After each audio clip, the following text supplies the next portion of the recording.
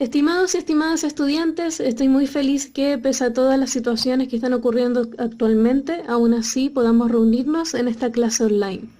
En caso de cualquier cosa, nuevamente saben que pueden comunicarse conmigo. Yo estaré atenta a cualquier tipo de comentario y les responderé durante el horario de clases. Actualmente estamos trabajando con el movimiento artístico-cultural conocido como romanticismo. Pero antes de comprenderlo, tengo que hacer un recorrido por un movimiento cultural anterior, conocido como el neoclasicismo. Vamos a un contenido de base, antes de explicar todas estas cosas. ¿Qué es un movimiento artístico-cultural? Un movimiento artístico-cultural corresponde a una tendencia que hubo en una época en específico, nacida por los sentimientos, el tipo de pensamiento y sobre todo los hechos culturales que sucedieron en esa época. Es de esta forma que en la historia de la humanidad existen muchos movimientos artísticos distintos, entendiendo nuevamente que cada uno es una respuesta a la situación cultural, política, económica de un momento. Los movimientos artísticos se caracterizan por realizar un movimiento como si fuera un péndulo. ¿Y a qué me refiero con eso? Cada movimiento será una respuesta reaccionaria del anterior. Es por eso que realizan esta forma, tal como un péndulo. Es decir, si en el neoclasicismo comenzamos en la parte izquierda, con el romanticismo sería todo lo contrario. Como un péndulo iríamos a la derecha. Y es muy importante tener esto claro porque entenderemos entonces que cada movimiento artístico significa un quiebre, es decir, que no es igual. Un quiebre absoluto de pensamiento, de formas de sentir y sobre todo de hechos históricos que están sucediendo en cada época. Comencemos inmediatamente con el neoclasicismo. Históricamente, el neoclasicismo corresponde a una nueva actualización de un movimiento artístico anterior, que se conocía como clasicismo. El clasicismo existía en la antigua Grecia y antigua Roma, dos lugares donde se realizaron los mayores aportes a la cultura y a la ciencia. En el movimiento del clasicismo entonces se le dio mucha importancia a ordenar el mundo, a la búsqueda de verdades y al establecimiento de leyes comunes. Y claramente en esa época, antigua Grecia y antigua Roma, era extremadamente importante realizar estos descubrimientos. El neoclasicismo, es decir, el nuevo clasicismo, intentará replicar esas leyes, devolver a la ciencia su respectiva importancia y sobre todo entonces centrarse en la razón y en el ordenamiento de la sociedad. El conocimiento será completamente esencial. Revisemos el contexto histórico para entender cómo llegamos a esta obsesión por darle un orden a la realidad. Pues bien, el neoclasicismo se va a ver directamente afectado por los ecos de la Revolución Francesa, algo que ustedes ya vieron en historia, pero por sobre todo en la Revolución Industrial. Un cambio pero absoluto de paradigma. Se inicia la creación de fábricas y de esta forma la producción en masa. Muchas personas que viajarán del campo a la ciudad para trabajar y una revolución completa respecto a cómo se entiende el ser humano, que inmediatamente comenzamos a hablar de mano de obra. Es decir, se verá en cada persona la capacidad de ser su cuerpo un método de mercantilización. No colocaré objetos para el trabajo, sino que mi propio cuerpo. Y esto es un completo shock para el pensamiento de la época. Porque piensen, son los inicios de las industrias. No existían derechos laborales, no existían buenas condiciones de vida y sobre todo, todas las producciones no iban en servicio de la población. El arte y el conocimiento más que nunca estarán al poder de la élite, del poder de esa época. ¿Y qué es lo que buscará esta élite de personas que tienen el poder? Pues bien, educar y dar lecciones morales al resto de ciudadanos y ciudadanas. Dar vida nuevamente al interés del método científico. Dar vida nuevamente entonces a la razón. En general, el arte en todas sus formas significa una representación de la realidad misma, los valores y lo que sienten las personas de una época en específico. Es por ello que cada movimiento artístico-cultural será una forma en que nosotros podemos acceder a entender cómo pensaban en esa época y sobre todo, conocer el sentido que le entregaban a la vida misma. Por mucho tiempo, las personas sintieron que esto era un método correcto, que realmente el ser humano, alejado de Dios, podía dar respuesta absoluta de muchas problemáticas presentes o preguntas que a simple vista parecían no tener respuesta. Pero uno de los mayores errores que cometieron, y que por lo tanto luego nacerá el romanticismo, es el exceso de focalización en el conocimiento. Todos los movimientos artísticos culturales significan una evolución en el tiempo, es decir, cada uno puede durar hasta siglos. Y el límite entre uno y otro realmente es bastante difuso y muy poco claro. Pero lo que sí tenemos claro es que luego del neoclasicismo, a mediados del siglo XVIII, podemos presenciar los comienzos de este segundo movimiento artístico. Nuevamente existen muchos en la historia de la humanidad, pero por lo menos en primero medio nos interesan solamente estos dos. Concentrémonos ahora en el romanticismo. Este movimiento artístico significó una respuesta revolucionaria a su movimiento anterior.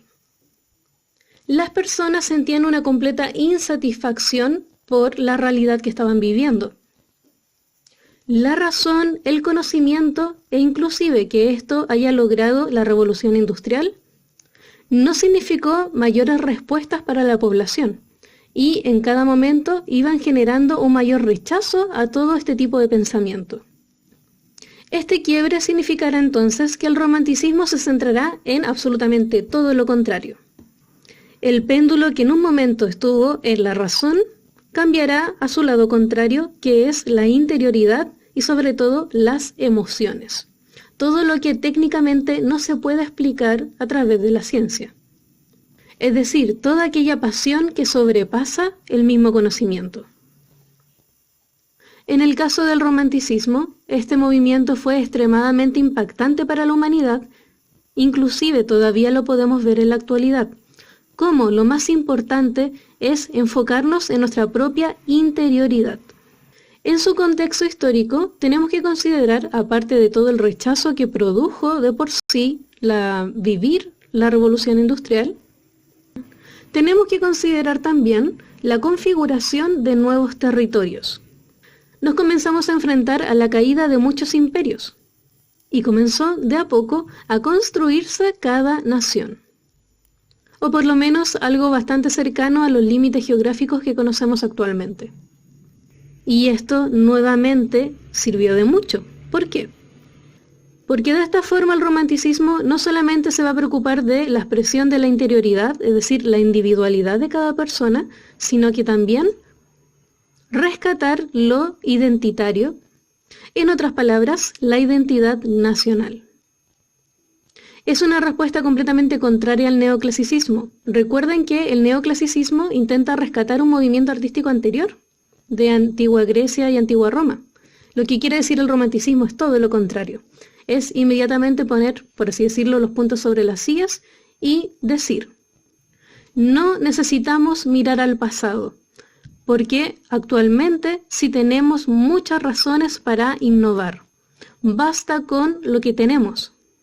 Lo interior de cada uno y cada una, y también de nuestros territorios, realmente también lo valen.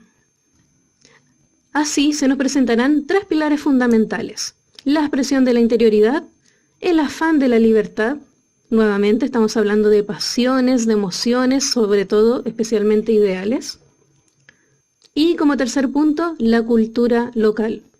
El romanticismo entonces significará ampliamente la innovación y buscará conmover y transformar al lector.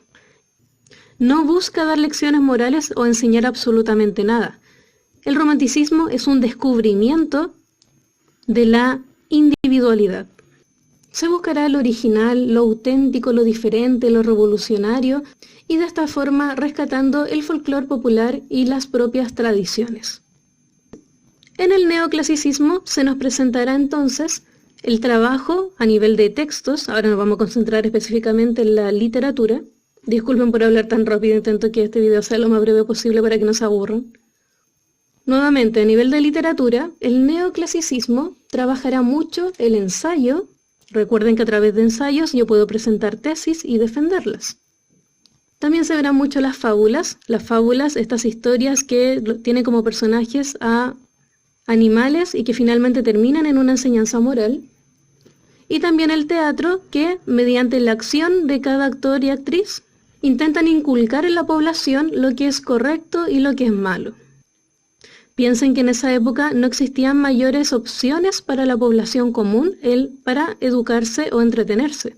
Así que el hecho de que ellos pudieran acceder a fábulas, a ensayos o al teatro especialmente el teatro, serían puntos muy importantes para mantener el control social. Todas las cosas que dije, el romanticismo las va a contradecir. Porque por su lado, en la literatura intentará innovar en todos los géneros posibles, a nivel dramático, a nivel narrativo y a nivel lírico. Lo importante será encontrar una forma de expresar todas esas emociones que fueron ignoradas por tanto tiempo. Sinceramente, espero haber sido lo más clara posible y lo más breve posible también en mi explicación. Revisen nuevamente el PowerPoint que les mandé, porque en este coloqué la información más detallada. Pero si tienen cualquier duda respecto a este paso del neoclasicismo al romanticismo, me pueden preguntar en cualquier momento. Nuevamente sí, tendré que responderles en horario de clases porque son menores de edad y no puedo responder en otro horario. Y un pequeño detalle que se me estaba olvidando, ¿recuerdan el libro Frankenstein o el moderno Prometeo? Pues bien, ese libro es un libro perteneciente al romanticismo. Es por eso que en él encuentran constantemente que este monstruo está expresando su interioridad. Por eso que hay diálogos tan largos de él. Y también del Dr. Frankenstein. Y como se dice vulgarmente, ambos personajes en todo momento están realizando o tirando palos en contra del neoclasicismo, haciendo una queja constante del abuso de la ciencia y de la razón. Incluso lo podemos ver en el monstruo, porque finalmente la razón y la ciencia no sirven de nada si dejan de lado el humanismo. Nos vemos en la próxima clase.